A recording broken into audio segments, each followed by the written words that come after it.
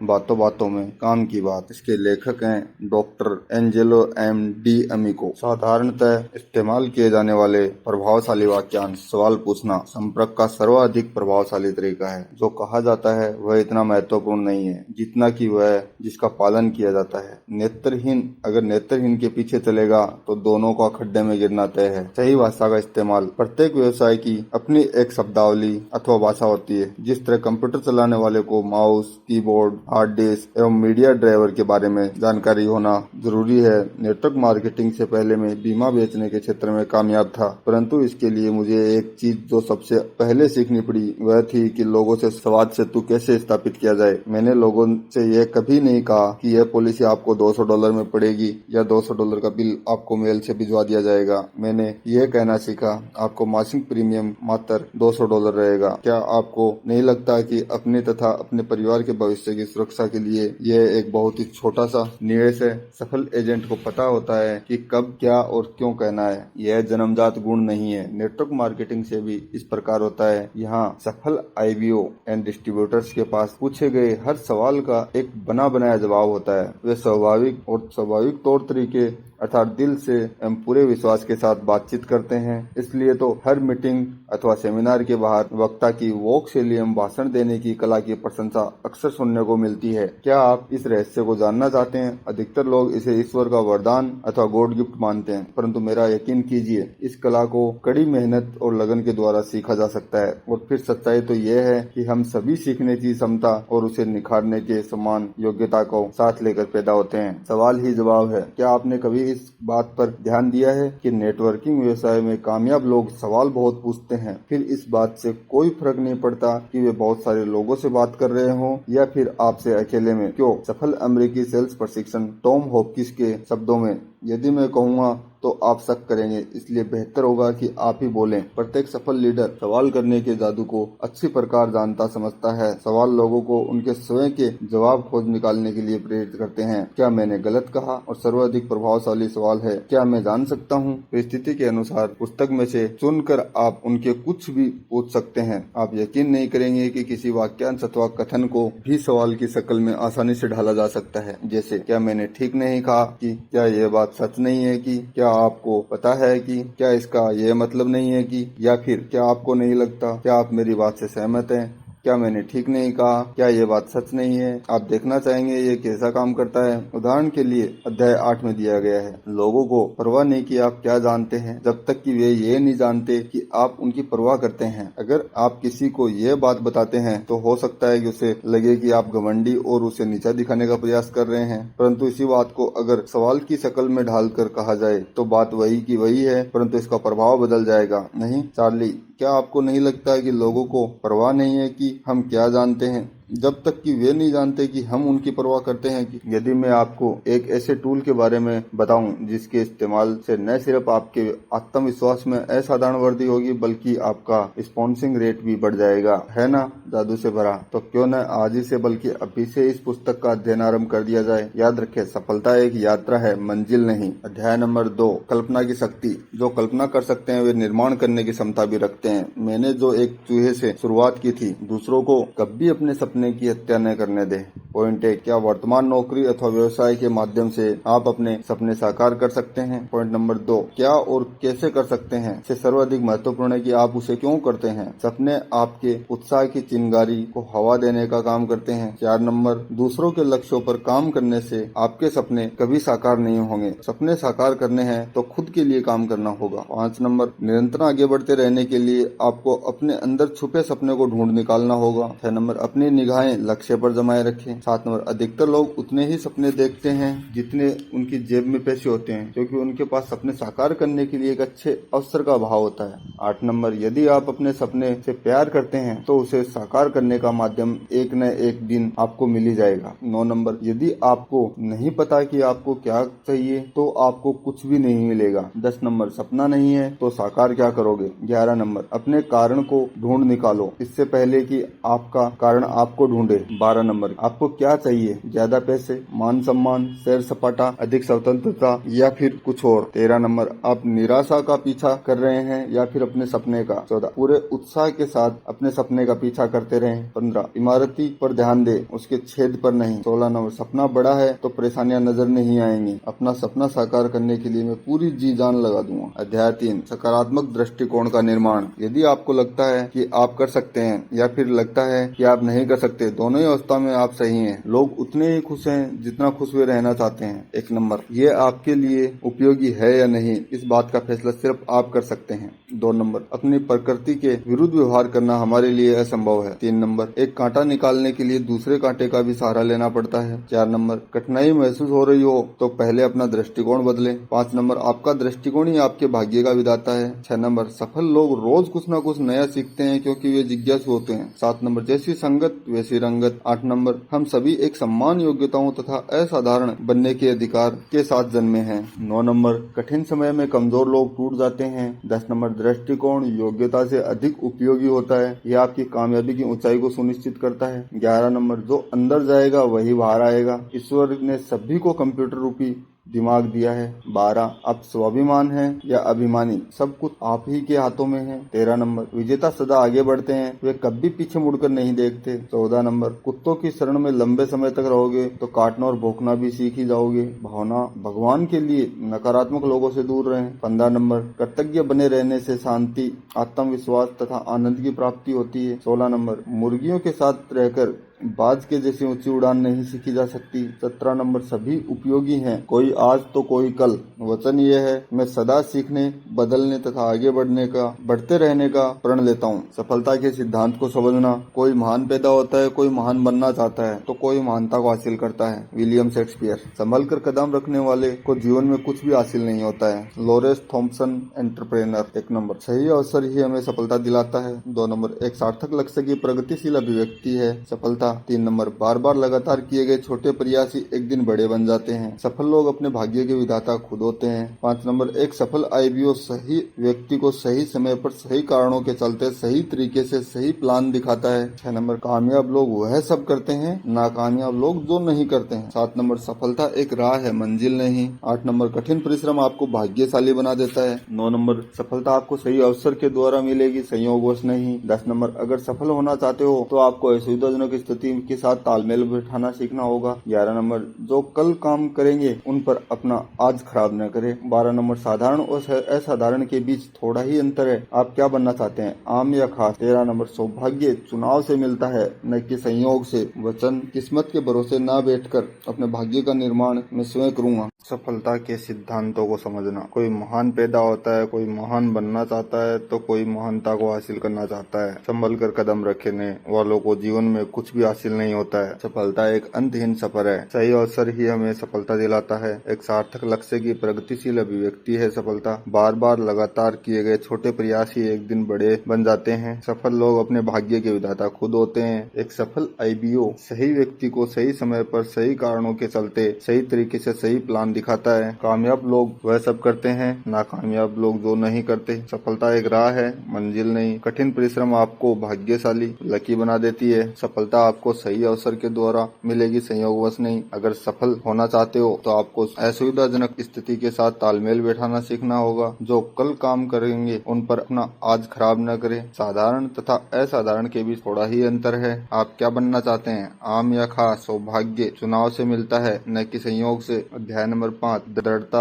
और प्रतिबद्धता के साथ प्रयास करना। काम करने में आनंद आए तो जीने का मजा ही कुछ और है। काम जब बोझ बन जाए तो हम गुलाम बन जाते हैं। दृढ़ता के सामने कुछ भी नहीं टिकता, योग्यता भी नहीं। संसार में योग्य लोगों की कमी नहीं है, प्रतिभा भी नहीं। संसार पढ़े लिखे मूर्खों से भरा पड़ा है। दृढ़ता और वचनबद्धता से अधिक शक्तिशाली कुछ भी नहीं है। इसलिए जमकर मेहनत करो, अपने किंतु परंतु से बाहर निकलकर काम करे। ये होगा या नहीं होगा सब आप पर निर्भर करता है। आप समस्या ढूंढेंगे या फिर फिर समाधान। टीवी देखने से टीवी नहीं बनता। इस व्यवसाय को न करने के दो ही तरीके हैं, या तो इसमें शामिल ही न होएं या फिर इसे छोड़ दें। खाली बैठने से अच्छा है कुछ न कुछ करते रहें। उत्पादकता के साथ कभी समझौता न करें। शुरू नहीं करोगे तो खत्म क्या करोगे। टीवी का अर्थ है द वैक्यूम, जो चूस कर दिमाग को खा जाता है। यदि आप किसी ऐसे व्यक्ति की तलाश में हैं जिसके कारण आप इस व्यवसाय में कामयाब नहीं हो सके, तो वह व्यक्ति आपको आईने में दिख जाएगा। आप या तो पैसा बनाएंगे या बहाने, दोनों का एक साथ बनना संभव नहीं है। आपको खुद ही ठानना होगा।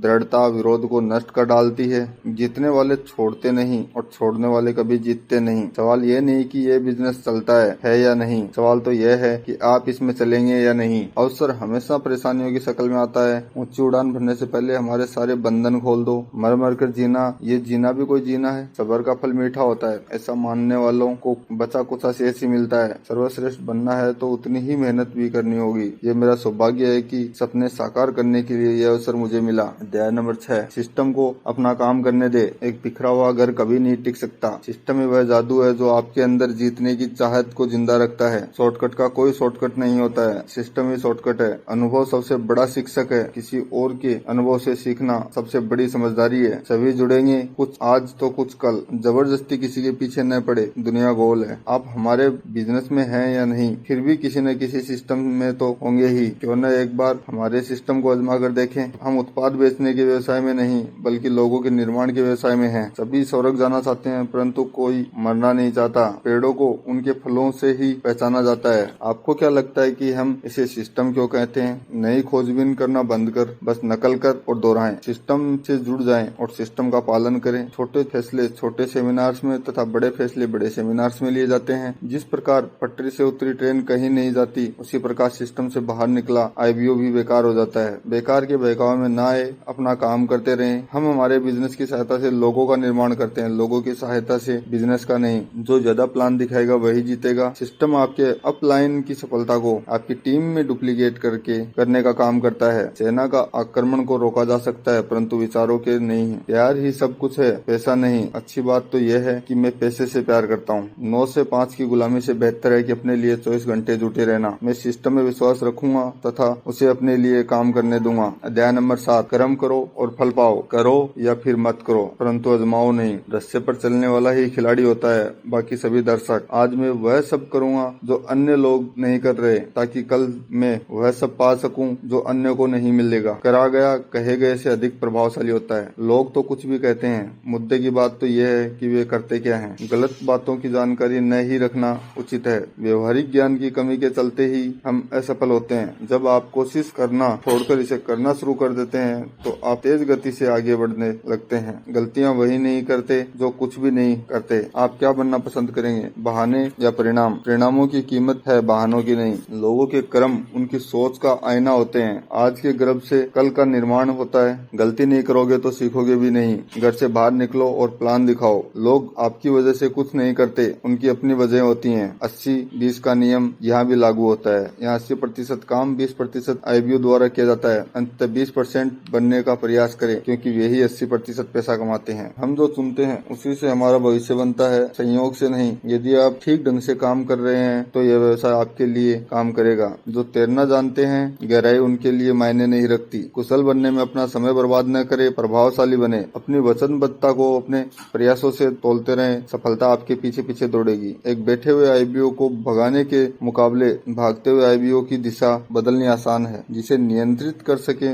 उसे नियंत्रित करे, जिसे न कर सके उसे स्वीकार करे और दोनों के भेद को जानना सीखे। मैं साहस तथा बहादुरी के साथ पूर्ण प्रयत्न करूंगा। अध्याय नंबर 8, लोगों से अच्छे संबंध बनाना। एमबीए व्यवसाय 3 सिद्धांतों पर काम करता है। मिशन, आगे बढ़ने में लोगों की मदद करना। मैसेज, मैं कर सकता हूँ तो आप भी कर सकते हैं। मेथड, तौर तरीके बदलते रहेंगे, परंतु मिशन तथा मेथड कभी नहीं बदलेंगे। मेरे लिए टीम का अर्थ है टुगेदर एवरीवन अचीव मोर, अर्थात अकेला चना पहाड़ नहीं फोड़ सकता, परंतु एकजुट होकर कुछ भी हासिल किया जा सकता है। अध्यापक तथा मित्र की भूमिका के बीच तालमेल बनाए रखें। किसी अन्य को प्रसन्न करके ही स्वयं प्रसन्न बना जा सकता है। लोगों को मतलब नहीं कि आप क्या जानते हैं, जब तक कि उन्हें पता नहीं कि आप उनकी परवाह करते हैं। इस बिजनेस को बड़ा बनाने के लिए दिल बड़ा होना चाहिए। निष्कपट लोगों के साथ मित्रता बनाए रखें, ऐसे लोग बहुत कम मिलेंगे। हम लोगों के व्यवसाय में हैं, सेतु निर्माण करें, दीवारें नहीं। लोग अपनी वजहों के चलते तेजी से काम करते हैं, आपकी नहीं। यहाँ लोग अन्य लोगों के आगे बढ़ने में सहायता करते हैं। आप अगर किसी को पैसा देते हैं तो आप कुछ समय के लिए उसकी मदद करते हैं, यदि परंतु आप उसे पैसा कमाना सिखा देते हैं तो आपने आजीवन के लिए उसकी मदद की है। जब आप कामयाब हो जाएंगे तो आपके मित्र भी इस व्यवसाय में शामिल हो जाएंगे। आवश्यकता पड़ने पर असहमति के साथ भी सहमत बन जाएं तथा काम करना जारी रखें। जो मुश्किल के समय में काम आए वही सच्चा मित्र है। ऐसा कोई कदम न उठाए जिसके चलते लोगों के साथ अपनी भी नजरों में गिरना पड़े। जो लोग आपको पसंद नहीं उन्हें स्पॉन्सर न करे, अन्यथा आपको अपने सपने के से हाथ धोना पड़ सकता है। लोगों को सिर्फ प्लान न दिखाए, उन्हें बताए कि कैसे वे इस अवसर के माध्यम से अपने सपने साकार कर सकते हैं। लोगों की वह पाने में मदद करे जो वे पाना चाहते हैं, तो आपको वह स्वतः मिल जाएगा जो आपको मिलना चाहिए। जो हम कमाते हैं उसे अपनी जीविका चलाते हैं, परंतु जो हम बांटते हैं वो हमारी प्रतिष्ठा बन जाता है।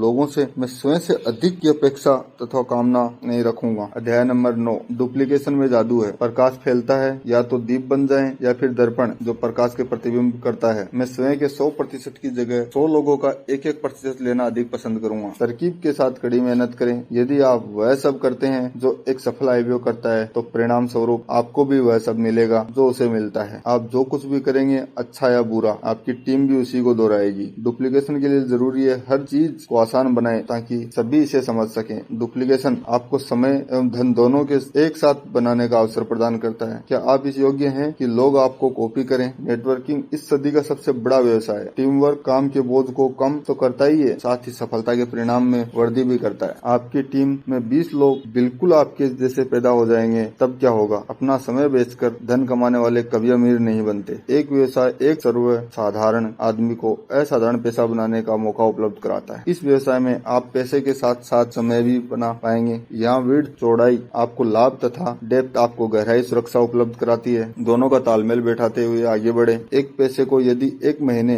तक रोज डबल किया जाए तो वह 30वें दिन 50 लाख रुपए से भी अधिक बनता है। आपको क्या चाहिए? इस व्यवसाय में शामिल न होने का कोई कारण नहीं हो सकता। नेटवर्किंग पर ध्यान दे, आमदनी अपने आप बढ़ेगी। नेटवर्किंग में आपकी आमदनी आपके प्रदर्शन पर निर्भर करती है, आपकी स्थिति अथवा पद पर नहीं। यहाँ बहुत सारे लोग थोड़े थोड़े उत्पाद खरीदते हैं, उपयोग करते हैं, आगे बढ़ते हैं, तो अन्य लोगों को भी ऐसा ही करना सिखाते हैं। जो नए उपाय नहीं खोजता, नुकसान उसे खोज निकालता है। एकजुट होना शुभारंभ है, साथ बने रहना प्रगति तथा मिलकर आगे बढ़ना सफलता है। Henry Ford. हे प्रभु, उस व्यक्ति से मुझे बचा कर रखना जो कभी गलती नहीं करता और उस व्यक्ति से भी जो गलतियां दोहराता रहता है। ये एक सीधा सरल व्यवसाय है, अपना दिमाग लगाकर इसे जटिल न बनाएं। क्या यह आजीव अपना समय बेचकर पैसा कमाने से अधिक उपयोगी साधन नहीं? यहाँ आप और आपकी टीम जितना अच्छा प्रदर्शन करेगी उतना ही अधिक पैसा बनाएगी। अच्छे प्रदर्शन के लिए एक अच्छी टीम अथवा दल होना जरूरी है। अधिकतर लोग इस बात का अनुमान नहीं लगा पाते 1 से 5 सालों में वे इस व्यवसाय में कितने पैसे बना सकते हैं। कुछ भी नया करने से पहले अपने अपलाइन की सलाह अवश्य लें। अगर आपने नेटवर्किंग नहीं किया तो कुछ भी नहीं किया। आज के बाद मैं स्वयं के अतिरिक्त किसी अन्य पर संदेह नहीं करूंगा। अध्याय नंबर 10, नेतृत्व की चुनौतियां स्वीकार करना। संचालन खुद नहीं करेंगे तो जीवन का नजारा भी नहीं बदलेगा। जो स्वयं को नायक मानते हैं, अगर उनका कोई अनुसरण नहीं करता तो वे कैसा नेता? एक टीम की रफ्तार उसके नायक की रफ्तार पर निर्भर करती है। नेतृत्व करे, अनुसरण करे, नहीं तो रास्ते से हट जाएं। जो आप नहीं करते वह किसी अन्य को करने के लिए कैसे कह सकते हैं? सदैव डायमंड के जैसा बनने का प्रयास करें। सदैव लोगों को, उत्पादों को, मीटिंग तथा सेमिनार्स को, सिस्टम को, कंपनी को, अपने अपलाइन को और तथा अपनी टीम को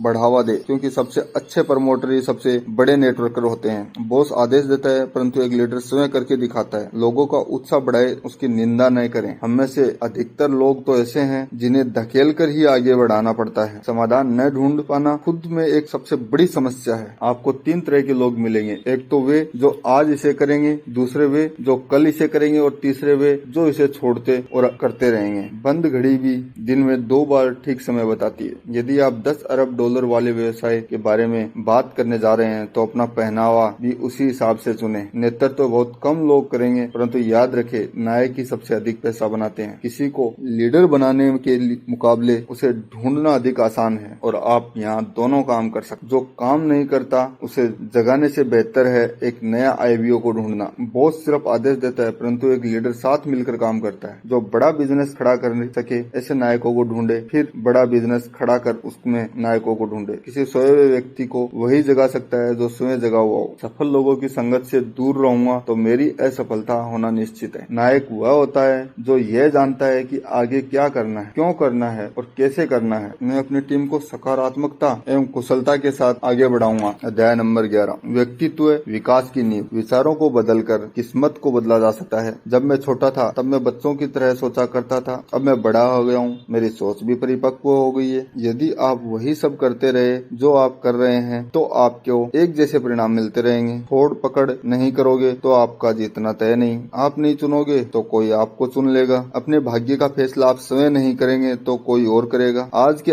आर्थिक उतार चढ़ाव के समय में क्यों न आमदनी के एक से अधिक विकल्पों को साथ लेकर चला जाए। बदलाव के लिए आपको बदलना होगा, बेहतर के लिए आपको बेहतर बनना होगा। खोया हुआ सम्मान लौटकर कभी वापस नहीं आता। असफलता से कुंठा का तथा कुंठा से असफलता का जन्म होता है। जी जान लगाकर मेहनत करे, ईश्वर सब ठीक करेगा। रास्ता नहीं मिलता हो तो स्वयं बना लो। राह में कांटे आए तो उन्हें चुन लो। मैं ऐसे बहुत सारे डॉक्टर्स, इंजीनियर्स, वकीलों को जानता हूँ जो डायमंड बनना चाहते हैं, परंतु एक भी डायमंड डॉक्टर, इंजीनियर, वकील नहीं बनना चाहता। अपना फैसला गलत लगे तो शिकायत करने के बजाय उसे बदल डालें। कुछ न सोचकर कुछ भी न हासिल करने से बेहतर है कुछ सोचकर बहुत कुछ हासिल किया जाए। समय को ढूंढे नहीं बल्कि समय का निर्माण करें। जो आगे नहीं बढ़ता वह व्यक्ति मर्द समान है। मनोवांछित परिणाम नहीं मिल रहे हो तो अपने कार्य प्रणाली में सुधार करें। इसमें कोई फर्क नहीं पड़ता कि आप क्या करते हैं, परंतु वह करते करते आप जो बन जाते हैं वह अधिक महत्वपूर्ण है। मैं रोज कल से अधिक बेहतर इंसान बनूंगा। अध्याय नंबर 12, लक्ष्य तैयार करना और उसे हासिल करना। स्वयं को अपनी क्षमता से कम आंकोगे तो सदैव अप्रसन्न रहोगे। यदि आपको नहीं पता कि आपको जाना कहाँ है तो आप कहीं नहीं पहुँचोगे। छोटे छोटे कदमों से मिलकर ही बड़े कदम तैयार होते हैं। यदि आपको वह चाहिए जो आपको पहले कभी नहीं मिला तो आपको वह करना होगा जो आपने पहले कभी नहीं किया। यदि आप यह चाहते हैं कि आपको क्या और क्यों चाहिए तो बस आपका वह करना ही शेष रह जाता है जिसे करने से वह सब मिलेगा। कामनाओं का न होना इस बात का सूचक है कि आपकी समस्त इच्छाएं पूरी हो चुकी हैं। ध्यान रहे, निगाह पुरस्कार पर रहें, उसकी कीमत पर नहीं। यदि आप कामयाब नहीं हो रहे हैं तो अपनी गति पर ध्यान दें। बड़े काम लगे रहने से ही संभव होते हैं। अधिकतर लोग 25 की उम्र में ही मर जाते हैं क्योंकि वे सपने छोड़ देते हैं। यदि आपको लगता है कि छोटे होने के कारण आप असरदार नहीं तो आपको मच्छरों से भरे कमरे में सोकर देखना चाहिए। जिसे सब मिल गया हो उसे और क्या चाहिए। कल की योजना के साथ आज में जिए। योजना नहीं बनाते इसलिए लोग असफल हो जाते हैं। हम जो चाहते हैं हमें वही मिलता है। अंत इस विषय में सावधान रहें। पहले योजना तैयार करें फिर उसी के अनुसार काम करें। चिंता न करें, आपको कुछ नहीं चाहिए तो आपको कुछ नहीं मिलेगा। कामयाब लोग स्वयं के विकास में भी उतना ही समय लगाते हैं जितना कि अपने व्यवसाय के निर्माण में। जो अधिक प्लान दिखाता है वही जीतता है। प्लान दिखाने की योजना तैयार करें। बिना लक्ष्य बनाए काम करना आंख बंद करके निशाना लगाने जैसे है। रोज छोटी छोटी योजनाओं पर काम करके बड़े बड़े लक्ष्य हासिल करूंगा। अध्याय नंबर 13, सीखना और आगे बढ़ना। आज हम जरूरत से अधिक ज्ञानी हैं लेकिन समझदार नहीं। एक समय था जब आइंस्टीन की माँ अपने पुत्र की तुलना में बहुत अधिक जानती थी। हमारा दिमाग एक पैराशूट की भांति है जो खुलने पर बखूबी काम करता है। ये जान लो, तुम्हें नहीं पता जो तुम नहीं जानते। बुद्धिमान खोजबीन करता है जबकि मूर्ख आसानी से मान लेता है। फ्रांसिस बेकन ने कहा था, ज्ञान में बड़ी शक्ति है परंतु हम कहते हैं जिसे उपयोग में न लाया जाए ऐसी शक्ति किस काम की। हम 21वीं सदी में आ गए। कॉमन सेंस अभी तक कॉमन नहीं। सही निर्णय अनुभव से आते हैं और तथा अनुभव गलत निर्णयों से। सिस्टम से बेहतर अध्यापक कोई नहीं है। ज्ञान से नाता जोड़ लो, आपको सब कुछ मिल जाएगा। जरूरी नहीं कि जो हमें जरूरी लगता है वही सभी के लिए जरूरी हो। जो हमें सिखाया जाता है वह हम करके सीखते हैं। एक दिए से दूसरे दिए जलाने पर पहले दिए की रोशनी कम नहीं हो जाती। दिमाग पर अनावश्यक बोझ न डालें। कागज और कलम किस लिए बने हैं, सब कुछ लिख डालें। ये लिखने, ये सीखने और सिखाने का बिजनेस है। सफलता सही निर्णय के बाद आती है और सही निर्णय गलत अनुभवों से। सेवा करने वालों को ही मेवा मिलता है। ज्ञान की कमी के चलते डर पैदा होता है। आप जितना अधिक सीखेंगे उतना ही अधिक पैसा बनाएंगे। आ बेल मुझे मार वाली स्थिति में भी शांत तथा नम्र बने रहें। जरूरतों और सपनों में बहुत फर्क होता है। मैं टेप तथा सीडी सुनूंगा, किताबें पढ़ूंगा, मीटिंग्स तथा सेमिनार में जाऊंगा, अपने अपलाइन के संपर्क में रहूंगा और लगातार सीखता रहूंगा। अध्याय नंबर 14, विफलता के भय से छुटकारा। कुछ वर्ष पहले डरते डरते मैंने एक ऐसा रास्ता चुन लिया जिस पर बहुत कम लोग जाते थे। परिणाम स्वरूप मेरी जिंदगी बदल गई। अभी मुझे बहुत कुछ साबित करना है। बेखौफ जीवन जीने उनमें से एक है। प्रेम, शक्ति तथा स्वस्थ मन हमें ईश्वर के वरदान है परंतु भय नहीं। विजेता कभी छोड़ते नहीं और छोड़ने वाले कभी जीतते नहीं। असफलता कभी निर्णायक नहीं होती परंतु छुटकारा सदैव निर्णायक होता है। भय का अर्थ है असफलता का डर। विफलता कभी आपको असफल नहीं बनाती बल्कि छुटकारा बनाता है। पुरुषार्थ करके ही भय से मुक्ति पाई जा सकती है। आप कहते हो वह कभी असफल नहीं हुआ, परंतु मैं कहूँगा उसने कभी प्रयत्न ही नहीं किया। असंभव शब्द मूर्खों की शब्दावली में पाया जाता है। असफल होने का डर साहस की हत्या कर देता है। हम कभी असफल नहीं होते, असफल तो हमारे प्रयास होते हैं। जंग खाकर सड़ने से बेहतर है घिस घिस कर समाप्त हो जाना। असफल होने में कैसी शर्म, अपमानजनक तो प्रयास ही नहीं करता है। डरने वाली चीज तो स्वयं डर है। अपनी परेशानियां ईश्वर को सौंप दे, क्योंकि उसे आपकी परवाह है। कल की योजना के साथ आज में जिए। भय को डराकर ही डर पर काबू पाया जा सकता है। विश्वास का उल्टा डर होता है, न कि संदेह अथवा अविश्वास। बाइबल में सैकड़ों बार लिखा है भय मुक्ति बनिए। भय अविश्वास की झूठी बुनियाद पर टिका होता है। असफलता अंत नहीं और छोड़ देना समस्या का स्थायी समाधान नहीं। विलंब हमारी प्रेरणा को निगल जाता है। अपने सपने पर डटे रहें। मैं अपने जीवन का प्रत्येक क्षण पूरे साहस तथा आस्था अथवा उत्साह के साथ जीऊंगा। अध्याय नंबर 15, समय एवं धन की तलाश। जो कहता है कि उसे पैसे में कोई दिलचस्पी नहीं,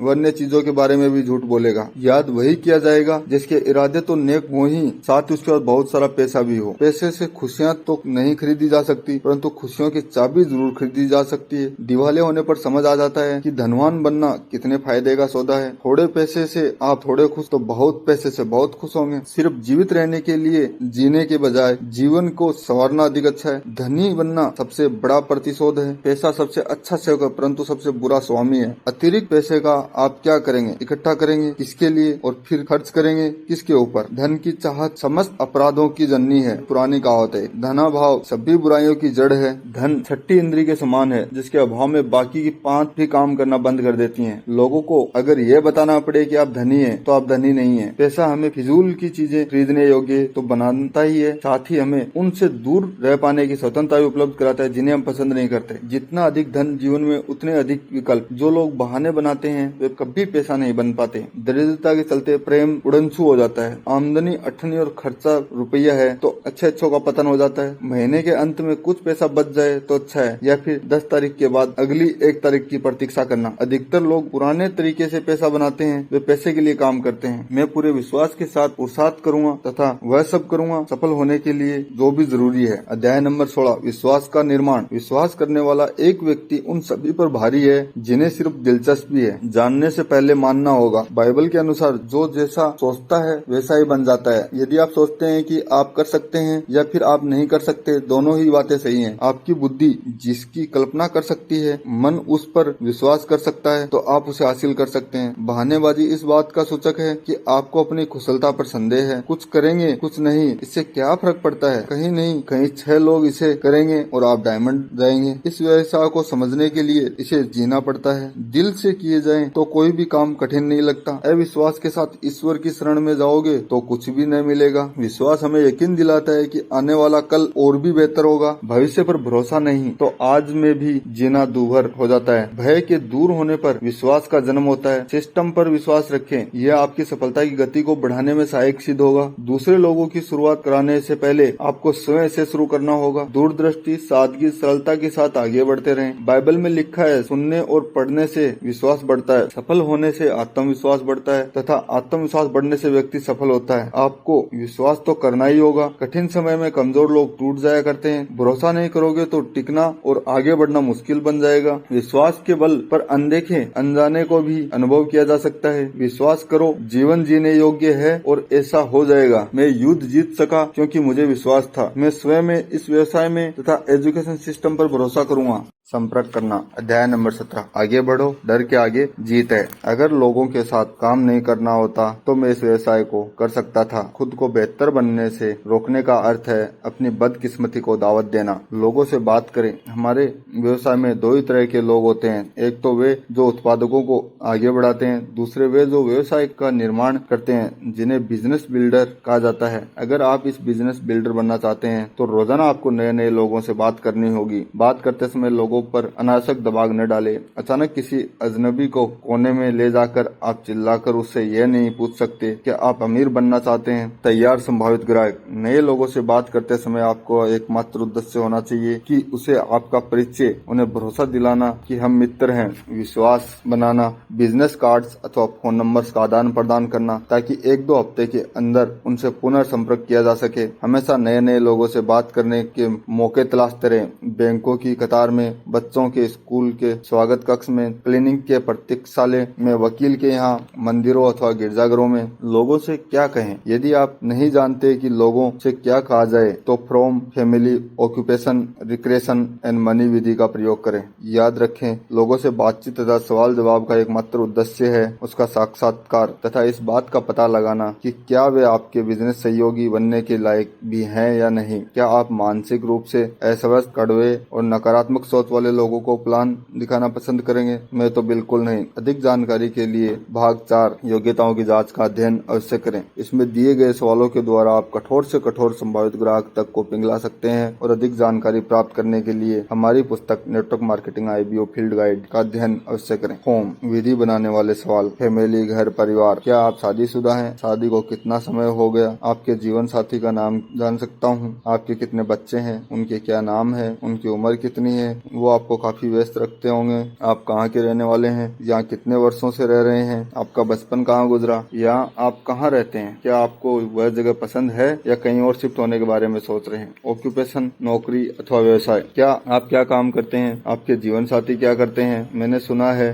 वहाँ काम करने वाले काफी पैसे तो बनाते हैं, साथ ही आराम की जीवन भी जीते हैं। आप कितने वर्षों से वहाँ काम कर रहे हैं? आपने इसे ही क्यों चुना? आपको ये काफी पसंद होगा, नहीं? क्या आपने कभी कुछ और करने के बारे में सोचा है, जैसे खुद का बिजनेस? क्या आपके व्यवसाय पर कभी मंदी का असर पड़ा है? रिक्रेशन, मन बहलाव। मनोरंजन के लिए आप क्या करते हैं? आपके शौक क्या हैं? तैराकी, मछली पकड़ना, शिकार खेलना, घुड़सवारी, गोल्फ खेलना, फुटबॉल खेलना, किताबें पढ़ना, सैर सपाटा। छुट्टियां मनाने पर आप कहाँ जाना पसंद करते हैं? इस वर्ष छुट्टियों में कहाँ जाने की योजना है? मनोरंजन के लिए आप कौन सा वाहन चलाना पसंद करते हैं? नौका, गो कार्ट, मोटरसाइकिल, एयरप्लेन। जीवन में आगे क्या करने का इरादा है? मनी, रुपया, पैसा। क्या आप अपनी जरूरत के मुताबिक पैसा बना लेते हैं? लगता है कि आप काफी पैसा बना लेते हैं। क्या अपने शौक पूरे करने का समय निकाल पाते हैं? यदि समय एवं धन पर्याप्त हो तो आप क्या करना पसंद करेंगे? यदि आपकी लॉटरी लग जाए या फिर आपको कोई गुप्त खजाना मिल जाए तो आपके जीवन में क्या बदलाव आ सकता है? क्या आपके अतिरिक्त आय बनाने के किसी अन्य साधन के बारे में कभी सोचा है? वर्तमान व्यवसाय के द्वारा क्या आपके सभी सपने पूरे हो सकते हैं? सवाल जवाब करते समय पूर्णतः सहज रहें और मुस्कुराते रहें। आखिरी सवाल, ओम विधि के पूरा हो जाने पर नीचे दिए गए सवालों के साथ समापन करें। मेरा दावा है कि यह आपके लिए फॉलोअप कॉल का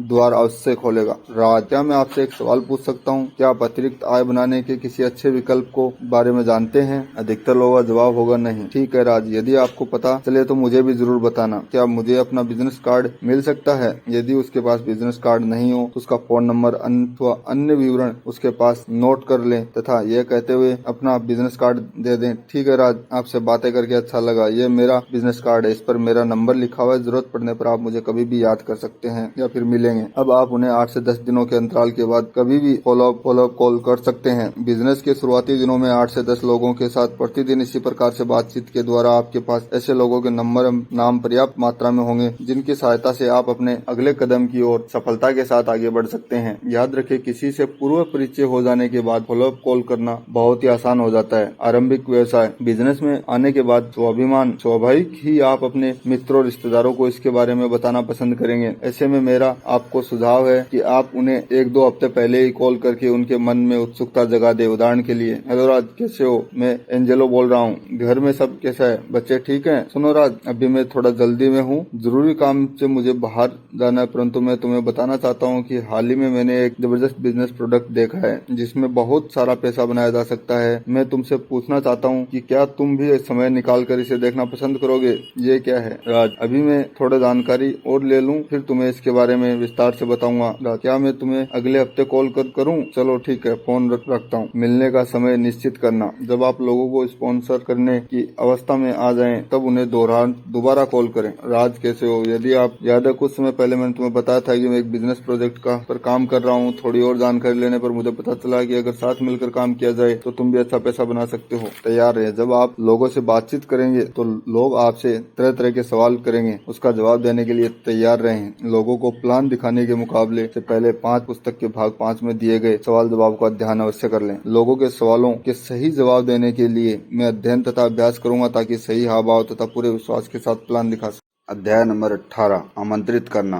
एक बार कॉन्टेक्टिंग तथा इनवाइटिंग की कला में महारत हासिल कर लेने पर यह व्यवसाय बहुत ही आसान बन जाता है। आप लोगों को अगर ये नहीं बता पाते हैं कि आप क्या करने जा रहे हैं तो इसका अर्थ है कि आप भटक गए हैं। प्रेम तथा विवाह, कॉन्ट्रैक्टिंग तथा इनवाइटिंग प्यार तथा शादी करने के समान है। शादी से पहले आप किसी को डेट पर क्यों ले जाते हैं? ताकि आप उसके बारे में और अधिक जान सके, ये पता लगा सके कि सामने वाले में आपका जीवन साथी बनने की योग्यता है भी या नहीं। और अगर आप ये पाते हैं कि सामने वाला आपका जीवन साथी बनने के योग्य है तो आप उसके समक्ष विवाह का प्रस्ताव रखते हैं। क्या मैंने गलत कहा? ठीक ऐसा ही हमारे व्यवसाय में भी होता है। यहाँ हम कॉन्टेक्टिंग के द्वारा यह पता लगाने का प्रयास करते हैं कि सामने वाला अपने जीवन में कुछ ढूंढ रहा है। यदि हाँ, तो हम उसे इनवाइट करके निर्धारित किए गए स्थान तथा समय पर प्लान दिखाते हैं। अपनी सूची तैयार करना। जब आप सामान लेने बाजार जाते हैं तो क्या बिना लिस्ट के जाते हैं? तो फिर लोगों के द्वारा चलित इस वितरण व्यवसाय में आप सूची क्यों नहीं बनाते? याद रखें, यह व्यवसाय लिस्ट बनाने से शुरू होता है तथा लिस्ट बनाने पर ही खत्म होता है। इस पुस्तक में मैं आपको यह नहीं बताऊंगा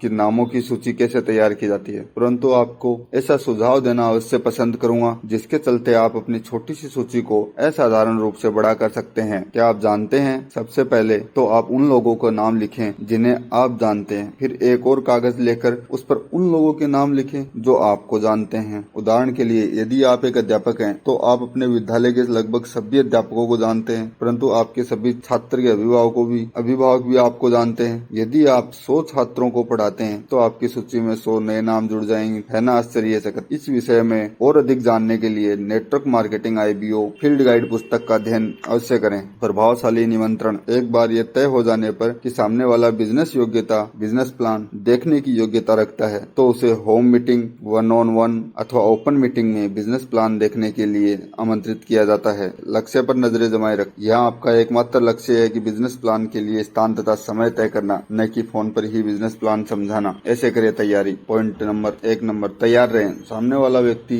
आपसे अनेक सवाल पूछेगा। मैं ये दावे के साथ कह सकता हूँ, अतः उसके जवाबों के साथ तैयार रहे। इसके लिए किसी को आमंत्रित करने से पहले इस पुस्तक के भाग 5 का अध्ययन अवश्य कर ले। उत्साहित एवं आश्वस्त बने रहे। लोग बिजनेस प्लान से नहीं बल्कि आपके विश्वास एवं उत्साह से प्रभावित होते हैं। संक्षेप में कहें, अनावश्यक बोलने से बचे। भूलकर भी इनविटेशन को प्रेजेंटेशन न बनाएं, सिर्फ आमंत्रित करें। नियंत्रण बनाए रखें। मौका आपके पास है, न कि उसके पास। प्लान आप दिखाने वाले हैं, न कि वे। संचालक आप हैं, न कि वे। भूल से भी इन बातों को न भूलें। सदैव सच बोलें। यहाँ झूठ बोलने अथवा बढ़ा चढ़ाकर बताने की आवश्यकता नहीं है। फोन पर न्योता देना। अधिकतर निमंत्रण यहाँ फोन द्वारा ही दिए जाते हैं, जिसके लिए बनी बनाई रटी रटाई एक स्क्रिप्ट का प्रयोग किया जाता है। परंतु शुरुआती कॉल करते समय अपने अपलाइन की सलाह एवं सहायता अवश्य ले। हेलो राज, आप कैसे हैं? मैं आकाश बोल रहा हूँ। काफी समय हो गया है बात किए हुए। सुनो राज, अभी मैं थोड़ा जल्दी में हूँ। मुझे जरूरी काम से बाहर जाना है, लेकिन बाहर जाने से पहले अचानक याद आया, इसलिए आपको कॉल किया। दरअसल मैं यहाँ अपने अपलाइन डायमंड की कंपनी का नाम ले के साथ एक जबरदस्त प्रोजेक्ट पर काम कर रहा हूँ। क्या आपने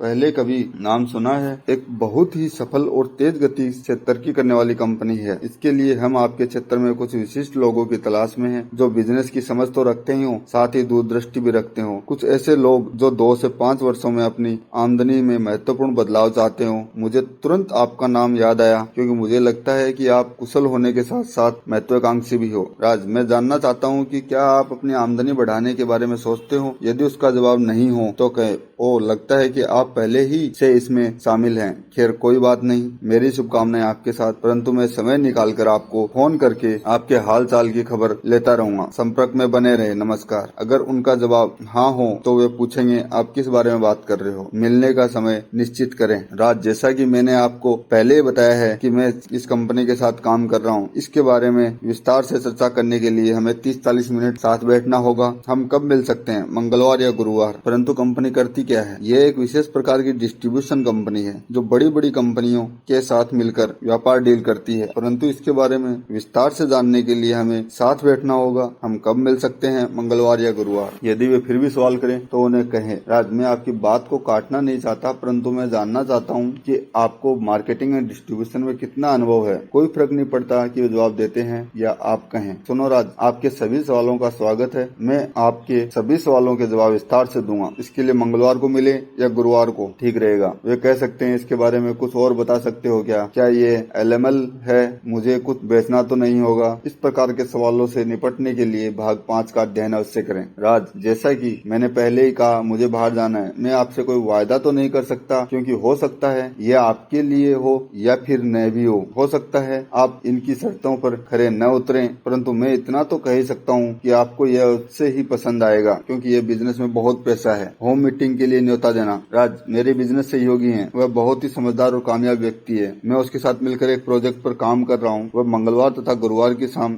8 से 10 बजे इस बिजनेस प्रोजेक्ट पर बातचीत करने के लिए मेरे घर आ रहे हैं। उन्होंने मुझे कुछ अच्छे और समझदार लोगों को बुलाने के लिए कहा, तो आपका नाम मेरे दिमाग में आया। आप किस दिन आ सकते हैं, मंगलवार या गुरुवार? और हाँ, भाभी जी को भी साथ लेके आए, क्योंकि ये एक फैमिली बिजनेस है। इसमें महिलाएं अत्यंत महत्वपूर्ण भूमिका निभा सकती है, अतः इसे साथ मिल बैठकर समझ लेना बहुत ही जरूरी है। किस दिन आना आपके लिए सुविधाजनक रहेगा, मंगलवार या गुरुवार? मैं आपसे पक्के आश्वासन की अपेक्षा रखता हूँ, क्योंकि मैं उनको वायदा कर चुका हूँ, और अगर आप किसी अन्य जरूरी काम के चलते नहीं आ पा रहे हैं तो मुझे पहले ही बता दें, ताकि मैं किसी और को बुला सकूं। तो फिर ठीक है राज, हम लोग गुरुवार की शाम को मिलते हैं। अभी मुझे बाहर जाना है, गुरुवार शाम को मिलेंगे, नमस्कार। याद रखें, सामने वाला जब तक खुद के आने को लेकर पक्का आश्वासन न दे फोन न काटे। मैं अपने अपलाइन के मार्गदर्शनों का पालन करूंगा, क्योंकि वे वह सब पहले ही कर चुके हैं जो मैं आज करने जा रहा हूँ। अध्याय नंबर 19, योग्यता की जांच। उम्मीदवार की योग्यता को भली भांति जांच ले। ईश्वर आपको अवसर के द्वार तक तो पहुंचाएगा, परंतु प्रवेश तो आप ही को करना होगा। दुनिया में मेहनती लोगों की कमी नहीं है, कुछ काम करना चाहते हैं और कुछ छुटकारा पाना जरूरी है। योग्यता की जांच। अब आपको एक अच्छा प्रत्याशी मिल चुका है, वह समझदार भी है, अपने क्षेत्र में अच्छा खासा कामयाब भी है। शहर में वह बहुत सारे लोगों को जानता है, वह अच्छे कपड़े पहनता है, वह प्रभावशाली है।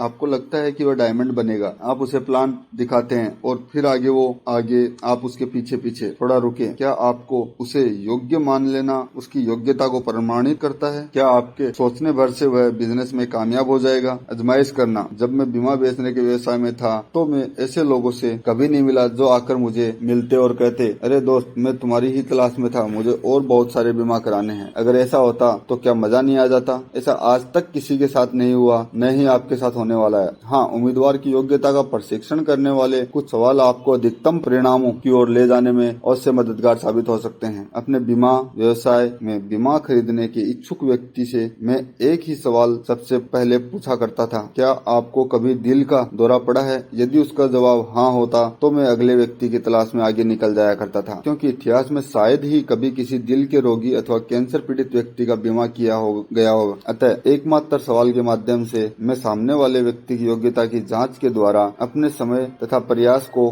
बचाने में सफल हो जाया करता था। इस व्यवसाय में भी ऐसा ही है। सामने वाला व्यक्ति यदि मेरी अपेक्षाओं पर खरा नहीं उतर पा रहा है तो मैं उसे प्लान दिखाकर मुसीबत को अपने गले क्यों डालूं? ये व्यवसाय बहुत ही कठिन है, क्योंकि इसमें हम बार बार गलतियां करके खुद की असफलता को खुद के लिए ही स्थापित करते चले जाते हैं। योग्यता की कसौटी के 4 चरण हैं। पहला चरण, असली चाहत का पता लगाना। क्या मैं आपसे एक सवाल पूछ सकता हूँ? यदि समय एवं धन की बाधा न हो तो आप क्या करना पसंद करेंगे? सवाल नंबर 2, ऐसी कौन सी चीज है जिसके कारण आपको सबसे अधिक पसंद तो है, परंतु अपने वर्तमान समय के चलते नहीं कर पा रहे हैं? 3 नंबर, वर्तमान समय के चलते क्या आप वह सब कर पाते हैं जो करना आपको अच्छा लगता है? फिर क्या, क्यों, कौन, कहाँ, कैसे वाले सवाल पूछें। जैसे आप क्या करना पसंद करेंगे, आपको कहाँ घूमना अच्छा लगता है, कौन सी कार आपको सबसे अधिक पसंद है? 4 नंबर, क्या आप अपनी आवश्यकताओं से अधिक पैसा बना लेते हैं? दूसरा चरण, गंभीरता की जांच करें। 1 नंबर, मैं हमेशा से ही सोचता रहा हूँ कि आप उत्साहित महत्वाकांक्षी व्यक्ति हैं। मेरा ऐसा सोचना गलत तो नहीं? क्या यह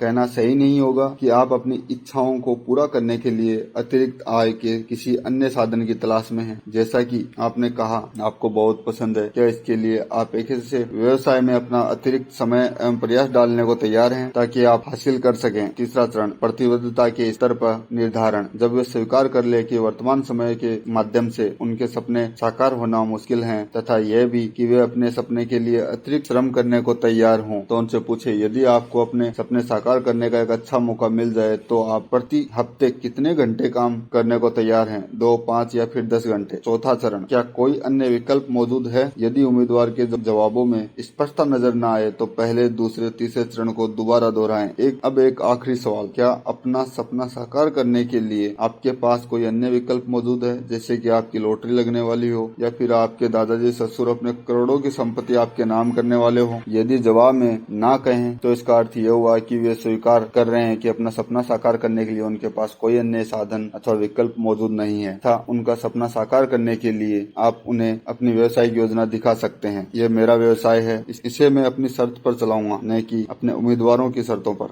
भाग 5 सवाल जवाबों के द्वारा आपत्तियों से निपटना। अध्याय नंबर 20। तैयार रहें। सपने उन्हीं के साकार होते हैं जो उन्हें देखते हैं। अनदेखा करने से सच्चाई बदल नहीं जाती। नकारात्मक संसार। यदि प्रत्येक व्यक्ति इस व्यवसाय के विषय में सही जानकारी रख रहा होता तो आज हर व्यक्ति इस व्यवसाय में शामिल होता। इसलिए तो मैं कहता हूँ कि इस व्यवसाय को न करने का कोई तर्कसंगत कारण नहीं है, अर्थात सभी इसे कर सकते हैं, परंतु इस व्यवसाय को समझने के लिए एक डायमंड के नजरिए से इसे समझना होगा।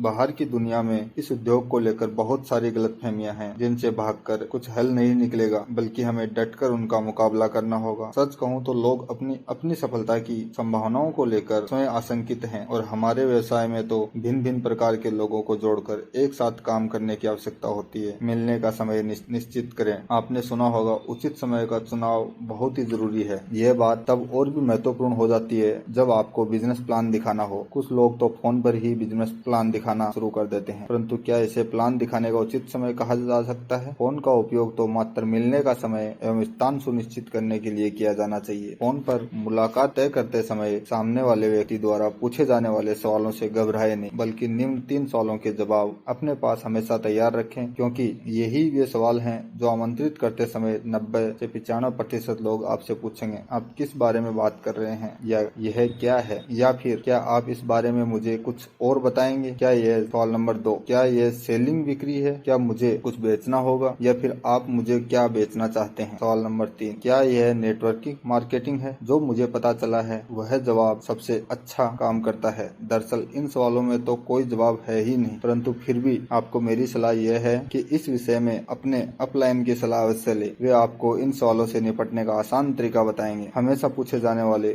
निम्न 3 सवालों के जवाब। प्रश्न 1, आप किस बारे में बात कर रहे हैं, या यह क्या है, या फिर क्या आप इस बारे में मुझे कुछ और बताएंगे? यह सबसे सटीक सवाल है। इसे आपत्ति अथवा संक्षेप नहीं कहा जा सकता, अतः एक सीधा सा जवाब आपके अधिकांश उम्मीदवारों को संतुष्ट कर सकता है। प्रतिक्रिया ये होनी चाहिए, मुझे विश्वास है कि आपने अपनी कंपनी का नाम तो सुना ही होगा। नहीं, क्या आप मुझे इस बारे में कुछ और बताएंगे? क्यों नहीं, जब हम मिलेंगे तो मैं आपको इसके बारे में विस्तार से बताऊंगा। आपके लिए मंगलवार ठीक रहेगा या गुरुवार? मैं जानना चाहता हूँ कि आप करते क्या हैं। मैं कंपनी के साथ जुड़ा हूँ जो मैग्नावा, केलॉग, वॉन एसन, कोका कोला जैसी बड़ी बड़ी कंपनियों के उत्पाद प्रत्यक्ष वितरण प्रणाली के द्वारा वितरित करके मोटा पैसा बनाते हैं। यदि वे सवाल पूछना अभी भी जारी रखते हैं तो यह कहते हुए बातचीत पर अपना नियंत्रण बनाने का प्रयास करें। राजीव, मुझे माफ करना, मैं आपको बीच में ही रोक रहा हूँ, परंतु जैसा कि मैंने पहले ही कहा, यह उत्पादों की प्रत्यक्ष वितरण प्रणाली है जिसके द्वारा असाधारण पैसा बनाया जा सकता है। क्या मैं जान सकता हूँ कि आपको इस क्षेत्र में किसी भी प्रकार का कोई अनुभव है? उसका जवाब कुछ भी हो,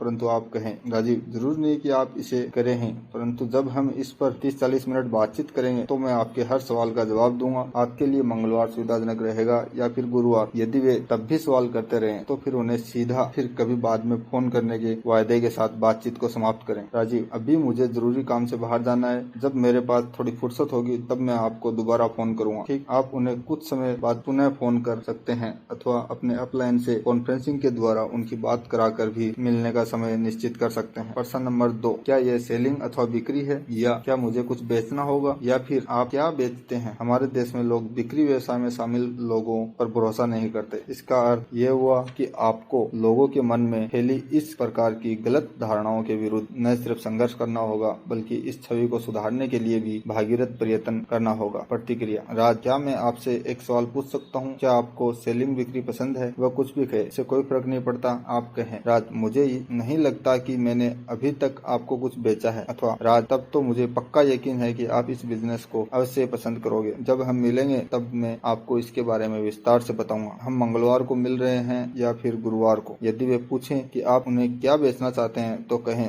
राज, मैं नहीं जानता कि आपको ऐसा क्यों लग रहा है कि मैं आपको कुछ बेचना चाहता हूँ, और मेरा विश्वास करें, जब हम मिलेंगे आपको मुझसे कुछ भी खरीदना नहीं होगा। क्या यह बात स्पष्ट नहीं है? प्रश्न 3, कहीं यह नेटवर्क मार्केटिंग मार्केटिंग तो नहीं, नेटवर्क मार्केटिंग के स्थान पर लोग आपकी MLM कंपनी का नाम भी ले सकते हैं। यही वह सवाल है जिसकी कीमत $65,000 से भी अधिक, तथा मेरा वादा है कि यदि आप इस सवाल का जवाब सही तरीके से देने में कामयाब हो जाते हैं तो आपको इस व्यवसाय में कामयाब होने से कोई रोक नहीं सकता। नीचे इस प्रश्न के कुछ संभावित उत्तर दिए गए हैं, किंतु याद रखें यह जरूरी नहीं कि दिया जाने वाला हर जवाब आपके उम्मीदवार की कसौटी पर खरा उतरे। अतः इस विषय में अपने अपलाइन की सलाह जरूर अवश्य लें। प्रतिक्रिया। राज, यदि आप इस व्यवसाय में शामिल होने के बारे में सोच रहे हो तो मुझे एक बार सलाह मशवरा जरूर कर लेना। राज, क्या आप वर्तमान व्यवसाय के माध्यम से अपने सपने साकार कर पाएंगे? यदि नहीं तो क्यों न साथ बैठकर गंभीरता से इस विषय पर 30-40 मिनट चर्चा करें। हर मंगलवार को मिल सकते हैं या फिर गुरुवार को। हम मंगलवार को मिल सकते हैं या फिर गुरुवार को। अथवा बिल्कुल ठीक पहचाना राज, मैं आपके अपनी कंपनी का नाम ले के साथ जुड़ा हूँ।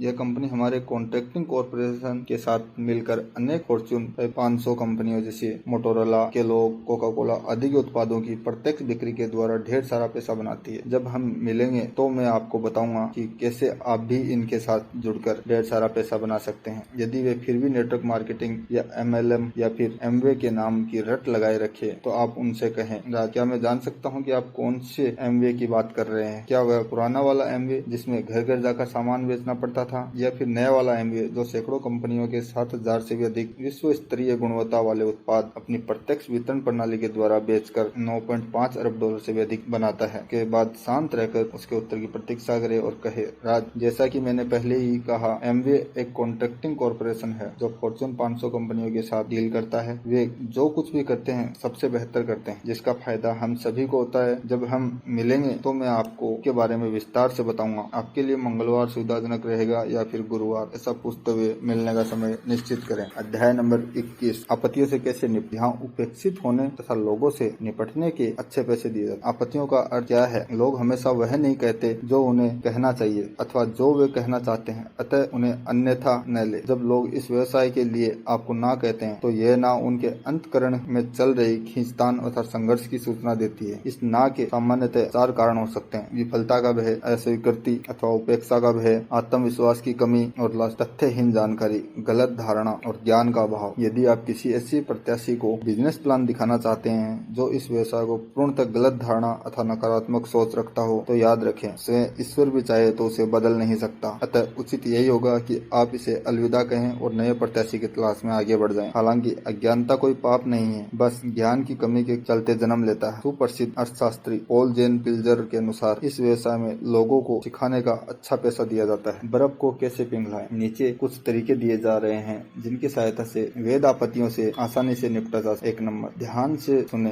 बीच में रोके टोके नहीं। 2 नंबर, बहसबाजी अथवा वाद विवाद न, उनकी भावनाओं का सम्मान करें ताकि परेशानी की तह तक पहुंचा जा सके। 3 नंबर, सदैव मैं महसूस कर रहा हूँ, मुझे एहसास है, मैं समझ रहा हूँ, मैं आपकी सराहना करता हूँ जैसे वाक्यों का प्रयोग करें। उदाहरण के लिए, मैं समझ सकता हूँ कि आप कैसा महसूस कर रहे हैं, अथवा मैं आपकी भावनाओं की कदर करता हूँ, अथवा शुरू में मुझे भी ठीक ऐसा ही लगता था। 4 नंबर, सदैव नपे तुले और कम शब्दों में मुद्दे की बात करें। 5 नंबर, जवाब देने के बाद हमेशा पूछे, क्या मैंने सही कहा, अथवा आप समझ रहे हैं ना, आप समझ रहे हैं ना मैं क्या कह रहा हूँ। सही कारणों का पता लगाएं। प्रत्याशी अथवा उम्मीदवार के द्वारा पूछे गए सभी सवालों के जवाब देने के पश्चात उन्हें निर्णय लेने के लिए कहे। उदाहरण के लिए, रवि, जैसा कि मैं समझ पा रहा हूँ आपकी सबसे बड़ी समस्या आपके पास समय की कमी है। मैं आपकी भावनाओं की कदर करता हूँ क्योंकि आरंभ में मुझे भी ठीक यही समस्या थी। रवि, अगर हम इस समस्या का समाधान निकाल लें तो मैं वह कौन सा कारण है जो आपको इस व्यवसाय में शामिल होने का निर्णय लेने से रोकेगा। इसके जवाब में यदि वे आपके सामने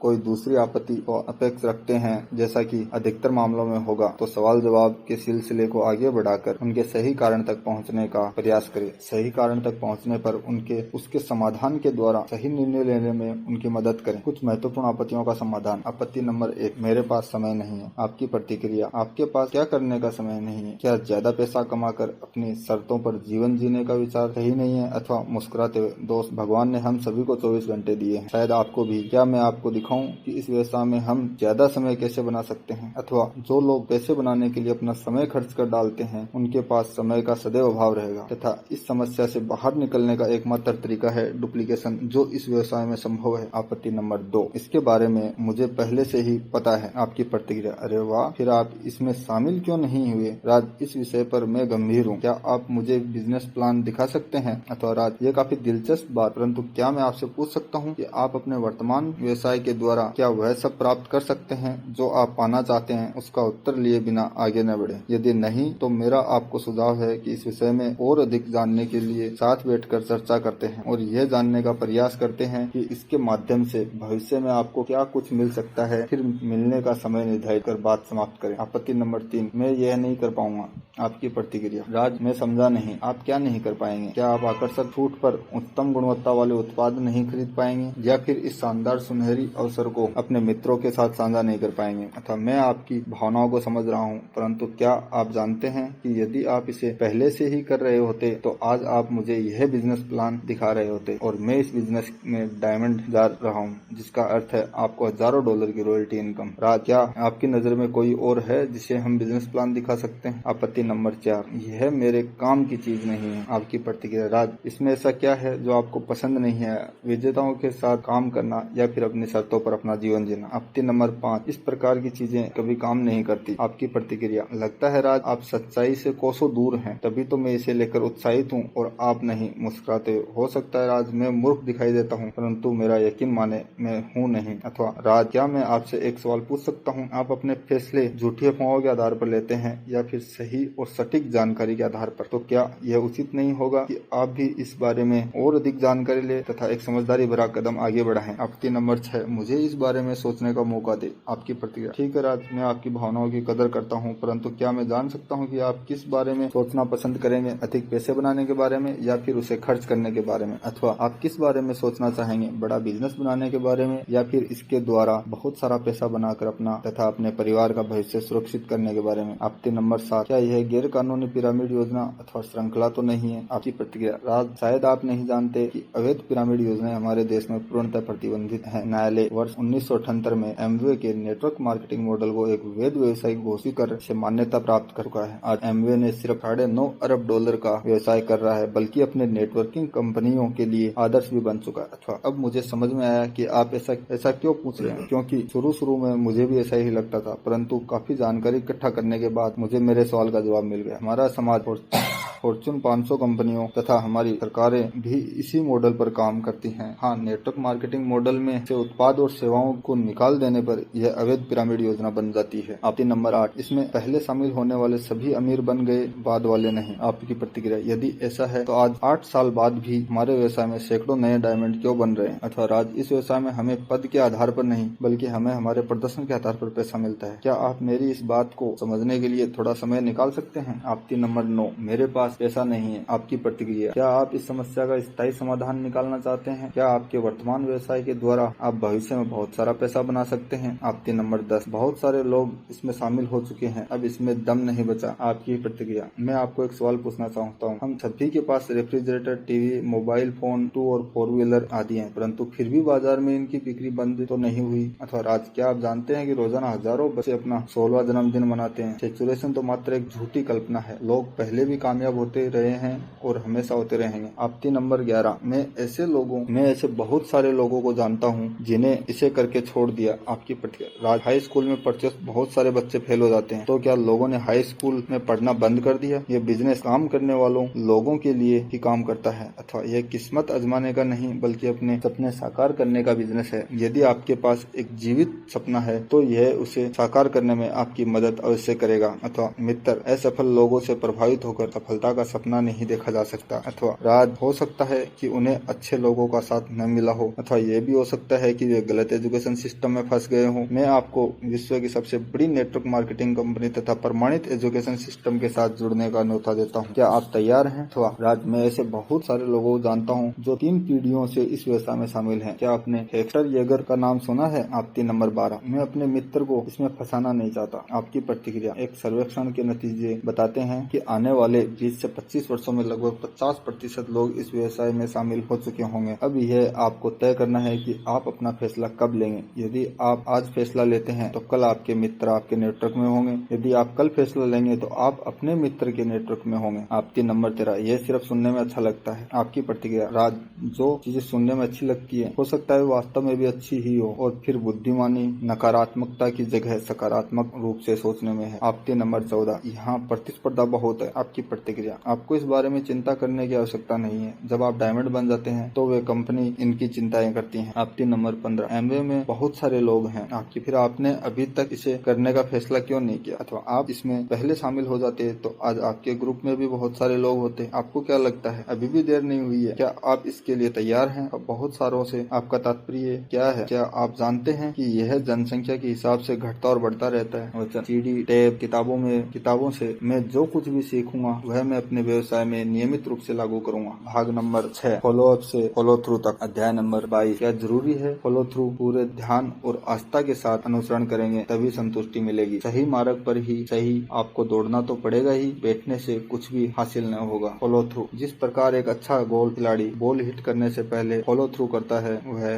बेसबॉल पिचर तेज बॉल डालने से पहले फॉलो थ्रू करता है, या फिर बास्केटबॉल खिलाड़ी फ्री थ्रो करने से पहले फॉलो थ्रू करता है, उसी प्रकार हमारे व्यवसाय में भी फॉलो थ्रू अत्यंत महत्वपूर्ण है, क्योंकि इसके द्वारा शक्ति तथा दिशा दोनों को नियंत्रित किया जाता है। सिलसिलेवार तरीका, नामों की सूची तैयार करना, संपर्क करना, आमंत्रित करना, बिजनेस प्लान दिखाना, टीम में लोगों को स्पॉन्स करना, उत्पादकों का ऑर्डर बुक करना फॉलो अप का हिस्सा है। इस सिलसिले को पूरा करने तथा दोहराने में 2 से 10 मीटिंग्स की आवश्यकता पड़ सकती है। चेतावनी, पहली मुलाकात में ही नए डिस्ट्रीब्यूटर पर अपनी आवश्यकता अपेक्षाओं के बोझ को डालने से गैर जरूरी तनाव, बहिष्कार एवं अस्वीकृति के उत्पन्न होने की संभावनाएं बढ़ जाती हैं। यदि आप एक उम्मीदवार को नेटवर्क बिल्डर के रूप में भी विकसित करने में सफल हो जाते हैं तो इस व्यवसाय में यह आपकी सबसे बड़ी कामयाबी मानी जाती है। प्रभावशाली फॉलोअप के 4 चरण। फॉलो थ्रू के निम्न 4 कदमों के द्वारा इसे प्रभावशाली बनाकर मनोवांछित परिणाम प्राप्त किए जा सकते हैं। 1 नंबर, फॉलो थ्रू एक प्रक्रिया, घटना नहीं। इसके लिए अनेक मीटिंग्स की आवश्यकता पड़ती है। 2 नंबर, कल्पना करें जैसे कि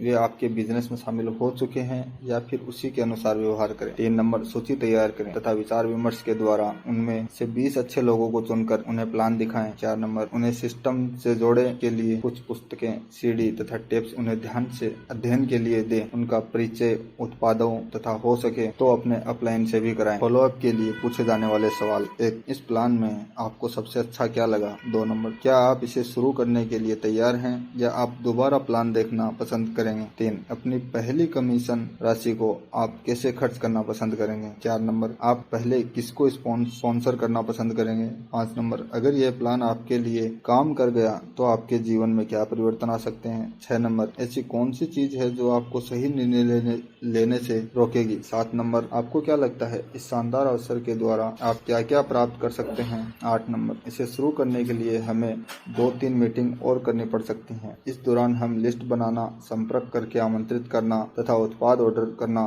सीखेंगे। मैं आपको बताऊंगा कि एजुकेशन सिस्टम बिजनेस बनाने में हमारी किस प्रकार मदद करता है, परंतु सभी कुछ एक ही बार में नहीं सीखना है। राज, क्यों न आगे की जानकारी के लिए हम अगली मीटिंग में बात करें। सिस्टम की चाबी, एजुकेशन सिस्टम आपके अपलाइन की सफलता को आपके ग्रुप में डुप्लीकेट करने का काम करता है। अतः अपने अपलाइन द्वारा सुझाए गए BSM, बिजनेस सपोर्ट मटेरियल जैसे पुस्तकें, tab, manual, handbook, aid pack, CD, video आदि का उपयोग करके ग्रुप के लोगों की कार्य क्षमता एवं रफ्तार बढ़ाने के लिए अवश्य करें। याद रखें, इस व्यवसाय को खड़ा करने के 2 ही तरीके हैं, एक तो रोज और दूसरा बहुत तेज। आप कौन सा तरीका अपनाना पसंद करेंगे? एक तो तेज और एक दूसरा बहुत तेज। आप कौन सा तरीका अपनाना पसंद करेंगे? जब तक आपका नया डिस्ट्रीब्यूटर पूर्णतः सक्रिय नहीं हो जाता, आपको फॉलो थ्रू भी समाप्त नहीं होता। इस प्रक्रिया में कुछ दिन, सप्ताह या फिर महीने भी लगते हैं। एक नए IBO के मापदंड, नीचे की सूची में दिए गए मानकों पर खरे उतरे बिना आपका नया डिस्ट्रीब्यूटर पूर्णतः सक्रिय नहीं कहा जा सकता। फॉलोअप ऑडियो टेप्स को सुनना, सकारात्मक साहित्य का अध्ययन करना, फॉलोअप वीडियोस देखना, सूची लिस्ट तैयार करना,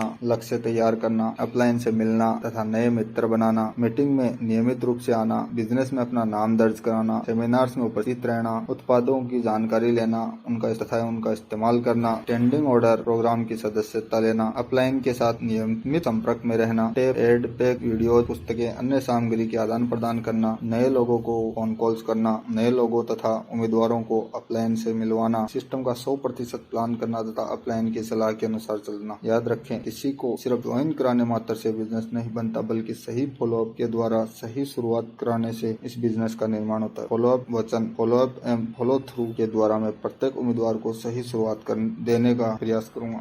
भाग नंबर 7 उपसंहार। अध्याय नंबर 23 जीवन के उद्देश्य पुरुषार्थ। अपने व्यवसाय में परिश्रमी व्यक्ति को देखें, वह आपको विजेता ही मिलेगा, असफल नहीं। आलसी हमेशा निर्धन ही रहेगा और मेहनती सदैव तरक्की करता रहेगा। अपने परमेश्वर यहोवा को याद करो, वह तुम्हें धन प्राप्त करने के लिए शक्ति एवं बुद्धि प्रदान करता है। इसके लिए वह प्रतिबंधित है। संपदा व्यक्तिगत, वित्तीय एवं आध्यात्मिक के लिए तुम्हारी आत्मा की शांति, समर्थ एवं स्वस्थ बनो, ऐसी मेरी कामना है। व्यवस्था का यह वचन तेरे मुंह से नहीं निकलेगा, बल्कि तू दिन रात उस पर ध्यान करेगा, ताकि उसमें जो कुछ लिखा है उसके अनुसार तू व्यवहार कर सके और अपना मार्ग समृद्ध बना सके। तभी तुम्हें सच्ची सफलता मिलेगी। वह मनुष्य धन्य है जो बुरे लोगों की सलाह नहीं मानता, पापियों तथा घृणा करने वालों से दूर रहता है। वह यहोवा की व्यवस्था में प्रसन्न रहता है तथा दिन रात खुद में खोया रहता है। वह नदी किनारे लगे पेड़ों के समान होगा, जिनका एक भी पत्ता नहीं सूखता और समय आने पर अपने आप फल जाता है। जो कुछ भी वह करता है निश्चय ही फलदायी होगा। ईश्वर उन सबसे बढ़कर कार्य करने में सक्षम है जो आप मांग सकते हैं या फिर आप सोच सकते हैं। यीशु ने कहा, चोर चोरी करने, मारने तथा नाश करने के लिए आता है, परंतु मैं तुम्हें जीवन देने और प्रचुरता प्रदान करने के लिए आया हूँ। सौपन ईश्वर के लिए तथा ईश्वर के साथ सब कुछ संभव है। व्यवसाय संपूर्ण पूर्ति का मध्यम पात्र है। व्यवसाय संपूर्ण पूर्ति का माध्यम पात्र है। सच्चाई ईश्वर के लिए उसने अपना सबसे प्यारा और एकमात्र पुत्र कुर्बान कर दिया, ताकि लोगों का विश्वास बना रहे तथा वह अत्यंत जीवन पाए। यदि तुम परमेश्वर के राज्य और उसके धर्म की खोज करोगे तो यह सब तुम्हें उपलब्ध कराया जाएगा। बीते हुए को भूलकर नई शुरुआत करो और उस लक्ष्य को हासिल करने में जी जान लगा दो जिसके लिए ईश्वर ने हमें भेजा है। अज्ञानता ने तुम्हें नष्ट कर दिया है। अध्याय नंबर 24 आप क्या बना रहे हैं? एक नीति कथा। अनेक कामयाब लोगों को अपने सपनों के बारे में बातें करते हुए सुना होगा। आईबीओ के दिमाग में एक बड़ी पिक्चर होनी चाहिए। सफल होने के लिए सकारात्मक दृष्टिकोण की आवश्यकता होती है। किसी भी काम को करने का कारण उसकी कार्यविधि से अधिक महत्वपूर्ण होता है, आदि। जब कोई आईबीओ मुझसे यह पूछता है कि सफल होने के लिए सबसे अधिक जरूरी क्या है, तो उसे मैं यही कहानी सुनाता हूँ। एक बार एक अजनबी एक निर्माणाधीन इमारत के आसपास टहल रहा था। वहाँ सैकड़ों की तादाद में मजदूर अपने काम में व्यस्त थे। गर्मी बहुत थी। आसमान में बादलों का नामो निशान तक नहीं था। अधिकतर मजदूरों में बढ़ते तापमान, घटिया औजारों और दूसरे मजदूरों तथा इमारत की बनावट आदि को लेकर आक्रोश था। जब भी यह अजनबी पसीने में भीगे हुए किसी मजदूर के पास से गुजरता और पूछता, आप क्या कर रहे हो, तो प्रत्येक मजदूर का गुस्से से भरा जवाब होता, तुमको क्या लगता है मैं यहाँ मस्ती मार रहा हूँ? दिखाई नहीं देता मैं ईंटों की चिनाई कर रहा हूँ? दूर हटो और मुझे काम करने दो। परंतु इन सबसे दूर एक व्यक्ति अपने काम में मग्न था। हालांकि वह भी धूल और पसीने में सना हुआ था, परंतु वह प्रसन्न था और मुस्कुराते हुए कुछ गुनगुना भी रहा था। अजनबी ने उससे पूछा, दोस्त, आपको छोड़कर सभी लोग यहाँ दुखी हैं। आप सभी लोग एक जैसी गर्मी में शरीर को थका देने वाला काम कर रहे हैं, फिर भी आप मुस्कुरा रहे हैं और अन्य लोग शिकायत करने पे शिकायत किए जा रहे हैं। क्यों? उस खुशमिजाज व्यक्ति ने अजनबी का रुख किया। उसने अपनी आस्तीन से अपने माथे का पसीना पोंछा और जोश भरे अंदाज में जवाब दिया, आप मेरे उत्साह का कारण जानना चाहते हैं ना? तो सुनिए, मैं यहाँ बनने वाले गिरजाघर को लेकर उत्साहित हूँ। अब मेरा आपसे सवाल है कि आप इस व्यवसाय को लेकर क्यों उत्साहित है? एंजेलो एमडी अमिको 38 वर्ष की उम्र में एंजेलो एक सफल व्यवसायी एवं शहर के सर्वाधिक प्रतिष्ठित व्यक्तियों में से एक थे। लाखों डॉलर के वार्षिक व्यवसाय के बावजूद अपने बीमा व्यवसाय में $1 लाख से भी अधिक के ऋण के चलते हुए दिवालिया होने की राह पर थे। उनके सपनों का घर नीलाम होने को था कि तभी उनका परिचय एमवे व्यवसाय से हुआ। जब एंजेलो ने अपने पूर्व कल्पित विचारों से मुक्ति पाकर अपना विश्वास येगर इंटरनेशनल एजुकेशन तथा ट्रेनिंग सिस्टम पर स्थापित किया और काम में जुटे तो वे 111 दिनों में सिल्वर और 20 महीनों में एमरल्ड तथा पौने 4 साल में डायमंड बन गए। आज एंजेलो अपनी पत्नी सीडी के साथ जैक्सनविल फ्लोरिडा में 4 एकड़ जंगली क्षेत्र में बने अपने सपनों के घर में रहते हैं। वे समय और महंगाई से अप्रभावित नियमित आय के स्वामी हैं। उनके 2 पुत्र ब्रेन तथा मार्क ने घरेलू व्यवसाय में उनका हाथ बटाते हैं। यदि मैं इसे कर सकता हूँ तो आप भी इसे कर सकते हो। Angelo MD अमिको।